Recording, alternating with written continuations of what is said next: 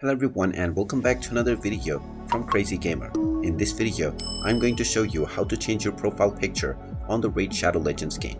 So let's get started right away. First of all, open up the Raid Shadow Legends game on your device, and once you open it up, you will be taken into the home page after completing the basic tutorial level if you are playing it for the first time. Once you are inside this menu, if you wish to change your profile picture, tap on the profile icon at the top left corner. You will now be taken into the settings page, within which if you tap on profile, you will see your current profile picture.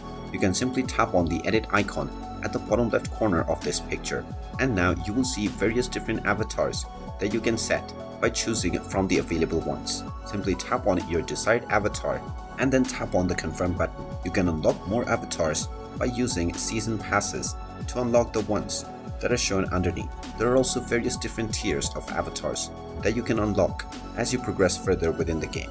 Once you choose your desired one, tap on the confirm button and your avatar will be changed, and this will change your profile picture within the Raid Shadow Legends game right away. And there you have it. That is how easy it is to change your profile picture on the Raid Shadow Legends game.